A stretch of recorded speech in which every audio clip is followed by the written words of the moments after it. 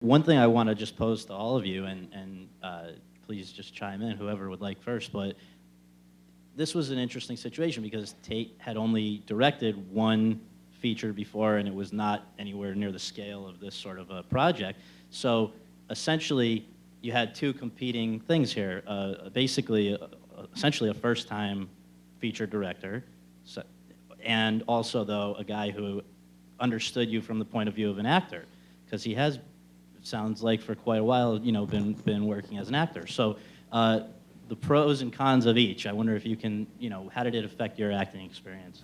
I, of course, had worked on everything that Brunson and Tate had ever produced, and they had done a very low budget feature film, and I was impressed with the production value, because I know they had basically two wooden nickels to put that production together, and no crap service. But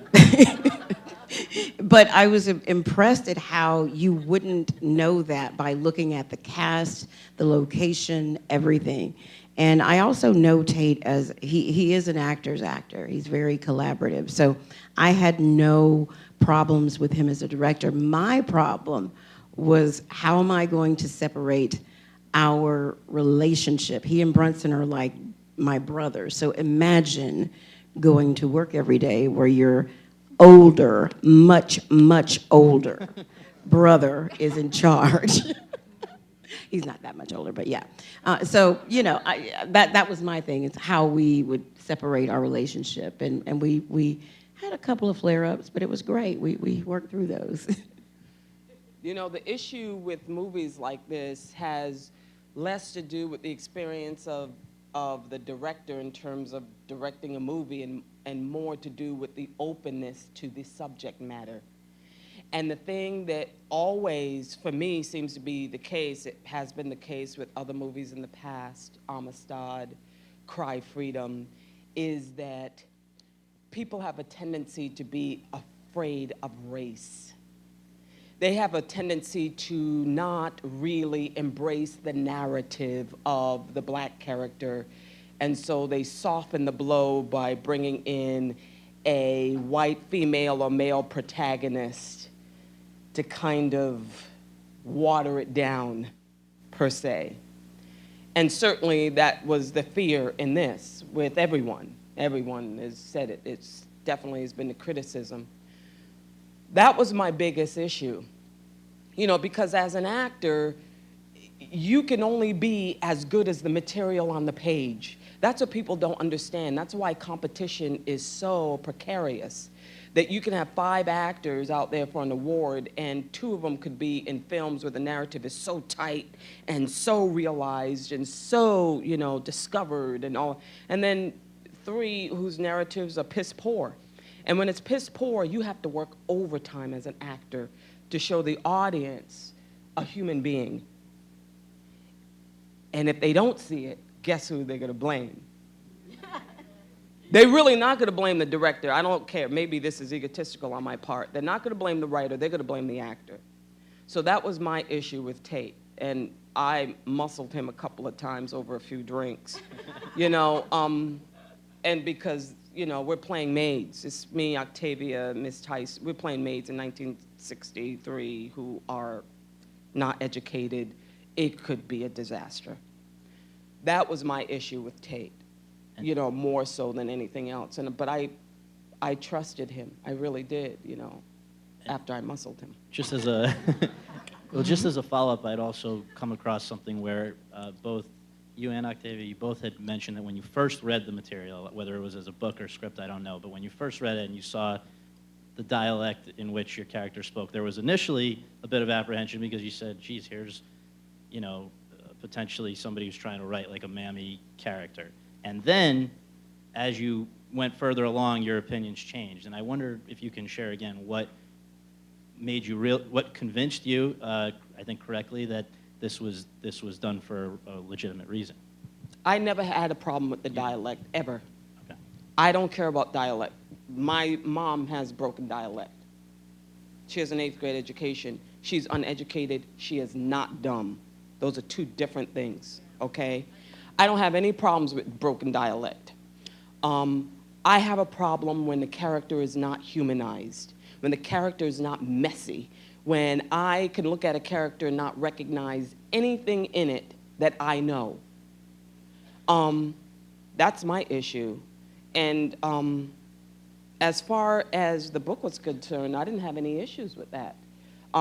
With my character, the only problem I had with that was 98, 99% of what she does takes place in internal dialogue. It's her observations. Outwardly, she's just ordinary. She's the ordinary woman that goes to work. You see her, she goes to work, she goes home, she does what she has to do. It's only what's going on in here that you see. She sees everything. That's where all the humor exists, you know, all the, you know. She's the one who says white women have a different set of tools that they work with. They're nasty, they're systematic, you know. How do you get that in a movie? You know? So I thought Catherine did a fantastic job with that. I never had an issue, you know. I did. Only reading that first page, because I mean, I know Gone with the Wind is a classic. It just wasn't my type of book. It didn't resonate with me. And when I again didn't know Catherine. I'd only met her the one time, and she, you know, had her little Southern accent, and she was sweet, and I'm writing a book, and you know, how many people aren't writing a script in LA? It's like, oh, okay. And she, will you read it? And I said, sure. And then, you know, I had to pay the piper. And when I opened the manuscript and I saw that, when I read that first page, I just wanted to kill her, because I thought, oh my God, this is Mammy from Gone with the Wind. What is new about this character? And then I realized, very much unlike Mitchell, she wasn't making a statement about race. She was writing women of a certain socioeconomic and education level who had the depth and breadth of emotion and humanity that we never got to see. And I thought, oh my gosh, this is a story I want to be a part of, because it's important to tell. It's an homage to all the men and women who made it possible for me to be playing a maid and not actually having to be one. So I was grateful to her for writing an amazing character. And then as an actress, I mean, first of all, there are very few roles out there for women who are of particular gifts. And, you know, I mean, come on, you guys. So, and then to be able to have an arc. I mean, how many times have I been on screen and said, he went that away, or he went that away, you know? So this was a chance to really put all of that training to use, you know? So for me, yeah, that was my only drawback with the dialect. In a very different way, Jessica, you had to deal with your own accent and sort of transformation. Also physically, I know from, you know, as we mentioned, you've been in a number of, this has been a very big sort of breakthrough year for you, and I remember having seen a lot of your other films, and it took me a long time before I realized that was you that I was looking at. And I just wonder if you can share what actually went into the process of that transformation. I was on the set for Take Shelter in Ohio, and I got a call that they wanted me to gain some weight for Celia, which was fine. But I was trying to figure out how to do it while making another movie. So the last week, because Take Shelter was so intense, the last week of shooting, Mike Shannon would see me just stuffing my face with potato chips and whatever. And then I went straight from that set to Mississippi, and Octavia be with me, and I was like, okay, so far I've gained 7 pounds. And she was like helping me along the way. I'm like, okay. And I microwaved soy ice cream and drank it, and because it was a fast, I had to do it fast. Then also, when I auditioned with an accent that I used that was very similar to a character I played in a movie called Jolene. I went to Sumter, South Carolina, and spent 2 weeks there. And You know, it was kind of like this. It was real low and like that. And it worked. I got the part of Celia. But something was telling me, I was like, something's not right. And I had read the book, and it said she had a high, squeaky voice. And then we were at a party the week before I started shooting.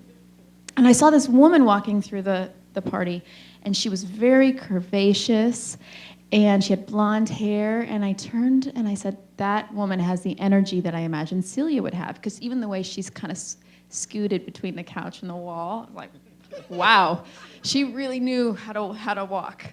And she sat down next to me by chance, and we started talking, and I said, oh, so what brings you to this party? And she goes, well, I'm here with my daughter. I said, really? Who's your daughter? She goes, it's Catherine Stockett.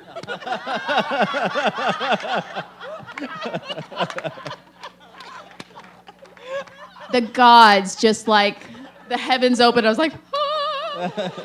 And so I started talking to her, because no one's told me, oh, Celia's based on such and such. It was just this energy I got from this woman, like, she reminds me of Celia.